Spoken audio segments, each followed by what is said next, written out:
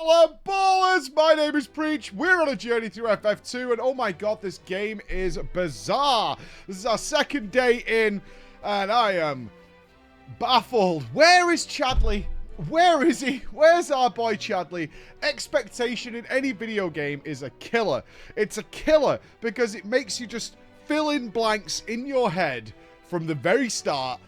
And you just expect things to go a certain way. And when they don't, and it dawns on you that this is not how this is going to go, it all falls apart really, really quickly. And that's what's happened to us today in Final Fantasy II.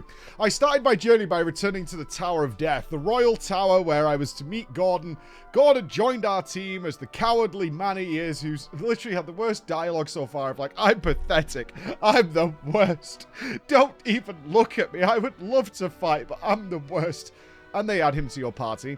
Chadley, for those of you who don't know, I don't know what the name of the character is supposed to be, but at the very beginning of the game, when you get to name your 4 party members, I named one of them Chadley. He was to be our caster, he was to be our mage, and he's not here. He is the brother of one of the other characters.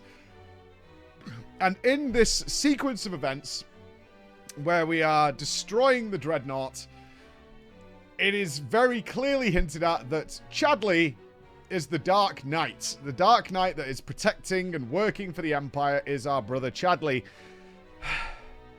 And I don't think, after this reveal, that Chadley is going to join our party, at least until, like, the end game.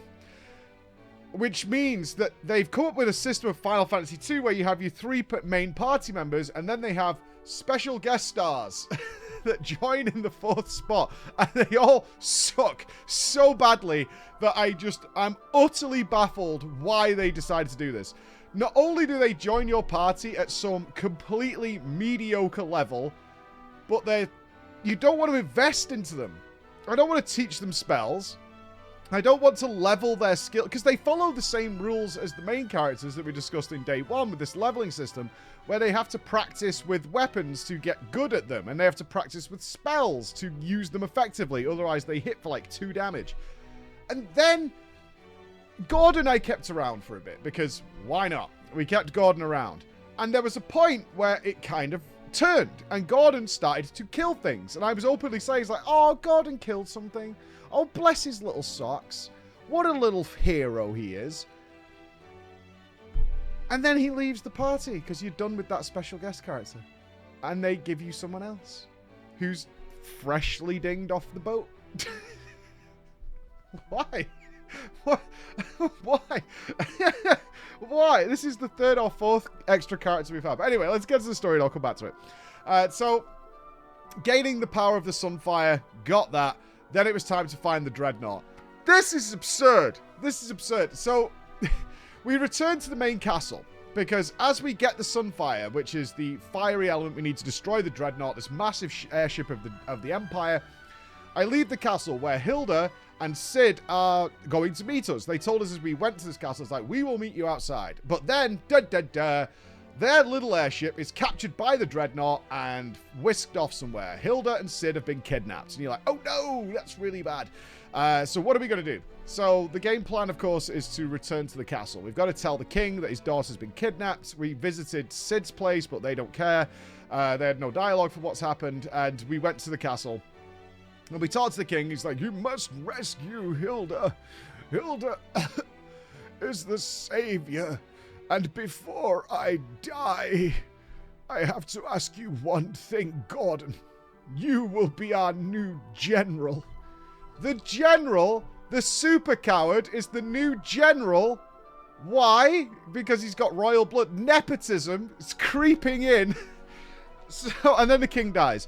Literally, as the king is fading out, Gordon stamps over his corpse and says, there's no time for grieving. As Gordon just walks out of the room as the new general of the Empire, of the armies, and goes and sits on the throne. Like, you can still smell the king's corpse. And Gordon just goes and sits on the throne. And it's like, we must find Hilda. We must get her back. Like, okay, cool, I guess. Everybody had no information from me as to where to go, except one kindly old man. He's like, yes, the Dreadnought has to put down somewhere. It will be to the far north, I believe. Very important phrase there is to the far north of Flynn, one of the towns. It's to the far north of the town. Okay, that seems like a good compass direction for us to walk on, doesn't it, friends? So I go to Flynn, and I travel north, and there's nothing there, because there's rocks and mountains. So I was like, oh, maybe they mean north-ish, because what you can do is go sort of northwesterly. It is still north. We'll go that direction. So I explore all the way to the northwest, and there's nothing there. But then I noticed that the mountain range that was blocking me from going directly north from Flynn actually has another area on the other side of it that's only accessible by the canoe by going past the place that you needed to go earlier in the game. It's an area we've not been to before. So I was like, I see what you're doing, game. And so I go all the way around the world again, up the beach line, again, around a huge mountain. I go back to the mine, the snow mine that where I'd rescued slaves earlier in the game. I go past that. I take my little canoe and I row myself to this new area that we've not been to before, which is sealed off by mountains that is directly north of the town of Flynn. Banger. There's nothing there. It then occurs to me that perhaps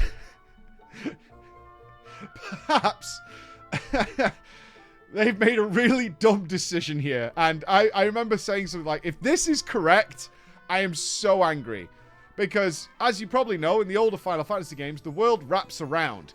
If you go all the way north in, like, the boat in the ocean, to the point where you reach the edge of the map, it will put you to the south of the map, and it circles round in a globe-like fashion. Do they mean that you are to travel not north of Flynn, which is the instruction the game gives you? In fact, what you should do is go directly northwest of Flynn, but go so far northwest of Flynn that you actually appear in the southeast of the world map, and then continue to go northwest of there, so that you're in fact not only southeast of Flynn, but you're southeast of Flynn across an ocean, and in fact are directly south from the tower you were just at. The Royal Tower. So the instruction could have been, it's south of the tower you were just in. But no, they say go north of this town, and what they actually mean is to go northwest of that town so far that you traverse the world to come out in the southeast of the world map and keep going northwest from there. So that's where it is. So north of Flynn in Final Fantasy II is actually southeast of Flynn across an ocean, or it could have been south of the Royal Tower of Kushuan or whatever it's called. That would have been wiser and a little clearer, but we're going with whatever. I found the Dreadnut. I was like, this is absurd. This is so absurd. I do have to point something out that may be the case, is that because this is the Pixel Remaster, we have a better world map. I'll have to check at some point whether the original Final Fantasy II didn't have a world map, so in the player's mind, you are still traveling north of Flynn. That still doesn't matter, though, because it's south of the tower you were just at, and it's way faster to do that, but whatever. Whatever, we found the Dreadnought. This was a cool little dungeon, actually, because it's full of guards, and you have a pass that we found earlier on to get on the ship. However, if you start, like, harassing or talking to the guards, they recognize that you're a piece of crap and will attack you. And they are pretty tough. In fact, I managed, because I've been leveling magic so much, to kill some of them and got a really powerful bow, which I think is supposed to be like an endgame weapon. But because I managed to take them out, I got that drop. It was pretty cool. It's called like the, not the dark bow, the fiery bow, I think it's called. It's extremely strong. So I'm pretty happy with that result. But either way, I ignored the guards. That's obviously what's supposed to happen here. I had a little explore of the ship. It was nice. It's got some cool enemies in there. Started meeting Gigas again. Gigas are really tough. Need a lot of magic to kill. They're practically immune to physical damage, at least at my current weapons level. So that was nice. Gave a nice little challenge in there. Managed to find Hilda and Sid. This is a weird one. So I found where they're being not protected. Obviously, I expected a boss fight here, but they're completely unprotected, which is really odd. You just open the gate and they're like, oh, you found us. And Sid goes, cool, I'll get us out of here. Like, okay, you're going to walk past like the... all right. It's like 50 guards in the other decks, but sure. So he just leaves. Never to be seen again. I don't know where they went. I have no idea. After I completely destroyed the Dreadnought, which I did, I've managed to crush the Dreadnought, delivering a massive blow to the Empire, I'm sure. There's no mention of where Hilda and Sid are. They just left. And I was like, okay, surely now we go and meet up with them, right? After we destroy the Dreadnought? No. So I don't know where they are. They've just gone somewhere. They're probably on vacation or whatever. Which is fine. Sure. Sure. But ultimately, that's where the story took us. And then I was like, well, what do we do now? We've delivered like a big blow to the Empire. They've lost their super weapon. This is all happening very quickly. I have no idea how far we are progressed in the game, obviously. But this feels like a good blow. But that's not the mood that's being reflected by the NPCs in the game. They're more like, okay, the Empire is still terrifying. They're still conquering areas. They still control various cities. What we need then is a mega weapon of our own, and that shall be Ultima. This is very much a similar theme to FF1, is you need to find like Meteor and Ultima spell, which will just decimate everything and crush the Empire with genocide. So we're going to go that route, and that's the next stage of our journey, is to do that. But what they've done is, the way we do this is we have to visit a town that used to be the home base of the Dragoons. But what they did is they give us access to the world map now, which is a classic FF switch midway through game, is that now you have access to the free roaming of the world. So the mission was like, find the home of the Dragoons. The Dragoons were wiped out by the Empire because they were going to be a problem for their rise to dominance. So the Dragoons are dead, but maybe there's something still there. There's rumors that maybe Dragoons are still alive. They are on an island. That's all it told me. It's like they're on an island somewhere. I was like, okay, cool. Go to the town and get the boat, and you can now go and visit this island. So I was like, sweet. It's probably going to be like the public transport we talked about in the first video, where you just sort of have a list of places you can travel to. So I rocked down to the port, the pirate town, where a new lady called Layla was like a new NPC to give us the boat. So I was like, cool. They've added a new boat to the game. Turns out Layla's a bad guy, but not really. Layla is a pirate captain, and as soon as we get out to sea, she tries to say she's going to take all your loot, and you fight and kill her crew in like one hit. They're clearly just story-based NPCs that are designed to die. And Layla very quickly decides to switch allegiances and is now going to be your captain, and this is your ship now. So that was very easy, very nice of Layla. Layla then joins the team as the new special guest in replacement of Gordon, and Layla is like completely unskilled, has 200 HP. To give you a context of how bad these are, my main character has like 2,300 health at this point. Layla has 236. Literally a tenth of one of my main characters, and just has no mana. She has access to spells, but she has 13 mana compared to like the 150 mana my other characters have or whatever, and no weapon skills. I'm like, right, okay. And she dies in like 2 hits. So she's been dead now for quite a while. I am getting very much in the habit of just playing this 3 characters and just having this 4th member dead. And it's actually a smart decision because of the weird leveling system. There is literally no justification for having this 4th special guest member take part in any of the combat, because my characters level by being hit. That's how their defensive stats rise. So any hits that go into Layla aren't good for me in general, because that's just experience my characters aren't getting. Any attacks that they take away from my main characters means that my main characters are missing out on attacks that level their weapons and spells. So literally by having this 4th character member take part in the game is a negative impact on my team. So I just let them die, and I'm playing the game 3 characters. Absurd. Some really absurd decisions in this game. But here's where it got kind of cool, is obviously I'm looking for an island, and there's quite a few little islands dotted about the map. So I go to the nearest one, obviously, right? That makes a lot of sense. Where I'm finding dungeons and things, and I'm capable of clearing them, so I'm going to. This has led to me finding items, and now the dialogue's getting a little weird, where I did one tropical island dungeon, and as I approached the end, I could see there was a big rhino boss waiting for me. And one of my party members goes, "This is it. This is where the mask should be." And my immediate thought as the player was, mask? What mask? What are we talking about? Because clearly you're supposed to come here later on in search of some mask. And I've just found it because it's the closest, literally the closest island to where I started with this journey. And I've cleared it. I assume the game intended... I probably over-leveled for some reason. Maybe because I'm sacrificing this 4th character member. But I'm not struggling to clear these dungeons by any means. And now the game is like, yes, finally, we have found the Scepter of Melgakor. Oh, okay, cool. Were we looking for this? Apparently. All right, sure. So I have the black mask. Sick. I'm sure at some point they're going to be like, the only way we can get through this door is via the black mask. Found somewhere on a mysterious tropical island. I'm like, yeah, I got it. It's here. I got it. I'm still happy they let me give me the item. Like, of course, that's a good thing. It's way, way worse when you get to the end of a dungeon. It's like, there's nothing here because you haven't activated the dialogue. But they didn't anticipate, for whatever reason, that you might get here early. It's like, the dialogue should be, I wonder what this black mask is for. And then oh, we have this item. That would make more sense. But either way, it is what it is. I did find the island of the Dragoons eventually with this little kid. After clearing... I cleared a couple of other dungeons, so we'll see how that plays out in the future. But as I did eventually find an island that was the Dragoon Island. The Dragoons are all dead, which was kind of sad. I was expecting this to be the 4th new character to join our team. I'm undecided now what I'm going to... I've basically made my characters all-rounders. Let me finish up on that. And now we have to learn to talk to wyverns.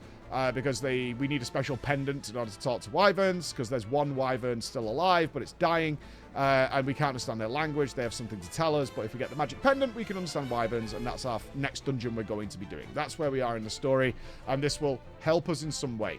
Okay, so to get the ultimate spell. Excellent, that's where we're up to. Yeah, coming back to it then. So a lot of people obviously always ask periodically, it's like, how are you finding the game now? How are you finding the game now as we've done more and more and more? Because I think we're about 12 hours in. The biggest issue I have with FF2 isn't really like the cycling guest star. Now that's dawned on me because I've been waiting for Chadley to join our team for a while. I've like even banked spells and things so because I wanted him to be our mage. But we've moved beyond that now. I accept that we're essentially a 3-party team. Maybe Chadley will join at some point. I'm very concerned that he'll join at a really low level and just be kind of useless until we sort of like passively grind him up, but whatever. I'm over that. It's fine. My characters are strong enough now to deal with anything, so it's good. My biggest issue, actually, is because of the nature of the job system in Final Fantasy II, I'm not playing my characters in any specific way. They don't feel like they are a job. I haven't got my team that I kind of enjoy in every RPG, not just the Final Fantasy franchise, which is I have my Barbarian, I have my Thief, I have my Mage, I have my Ranger, I have my Knight, I have my Paladin, I have my Dark Knight, I have my Red Mage, you know, all these things that I like. That's that character, and I like to specialize them in that way. And I can do that. I want to be clear. I can do that, but it makes no sense to do that in this game. Because if you make like a Barbarian who's very physically focused, you very regularly come up against enemies that are like physical immune. So you should level magic with them. Similar with a Ranger, like it's the same thing. It's like you can have physical characters, but at the same time, they should all be able to use magic and also be able to use magic of different schools. Because you'll come against, oh, this guy's like really physical immune, but he's weak specifically to frost. So you want all your characters to be able to use Blizzard. And in order to do that, you need to level up the Blizzard spell and fire and thunder on all of those characters, right? So what I've ended up doing, and it makes logical sense to do this, is that I basically have them all using spells all the time because they keep leveling up. They keep getting stronger, right? I think we're up to like like level 6 tier spells. And that's the way I'm sort of playing the game. So my Barbarian, even though in my mind, I've got a Barbarian, a Thief, and a Ranger, they're all mages. Because there's no reason not to do this, because at least from what I could see, spells are also wildly efficient at clearing the random encounters, and the encounter rate in FF2 is pretty high.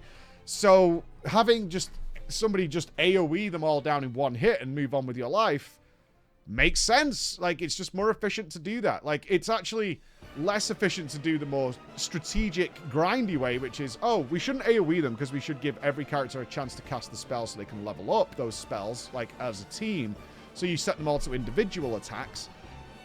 yeah, you can do that. It just takes longer, and it's just less fun. I might as well just do Fire 5 or Fire 6 on the entire team, or Thunder 6 or whatever, and everything dies that spawns in front of me, and I just move on to get to where I want to be in the story. You get my point. It's just faster that way. So they're basically all mages, and the only time I ever use melee anymore is when I usually get down to like 30 or 40 mana, which means I need to bank some of it in case I do come up against physical immune enemies, so I just have spells available, and then I'll just swap them back to attack, which honestly is kind of a little frustrating, because all melee attacks that I have, or physical attacks so far, are all single target, which means if I get a swarm of 8 enemies, it just takes longer to kill them all. Even though each character kills them in one attack, it just takes longer than just AoEing them all down. And you kind of like, okay. Again, it's always going to feel that way with a high encounter rate game. It's like, it's just faster to do the other way. But I kind of need to bank this mana. So what I've regularly run into is just sleeping at every inn I pass to refresh mana. Not because I need to. And in fact, in most of the FF games we've played, I very rarely sleep at an inn. I'd rather use tents, cottages, or whatever. And we do have cottages in this game, but they're quite expensive. It's way cheaper to just be stop at a town as you're passing it, sleep, and carry on, even if you did that maybe 5 minutes ago, just to get your mana topped up. Because then suddenly you end up in a long dungeon, and you need to have maximum mana as much as possible. So that's just the kind of... That's the thing that's annoying me, is my characters are essentially all mages. For the sake of it, which is not what I wanted, but it's fine, I suppose. It doesn't particularly matter. One thing that is strange is the economy of the game. Again, I don't know whether I've gone about it in a different route, and some of you seasoned players might know that, is I was struggling for cash yesterday morning until, like, midday.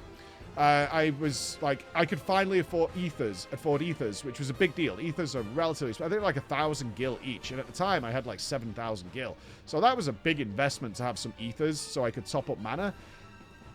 After playing for another couple of hours and doing a certain dungeon, I just randomly was like, I wonder where our gil's looking now. Like, because we were running low on potions and things. So I was like, let's see if we can afford some stuff. And now I have 150,000 gil.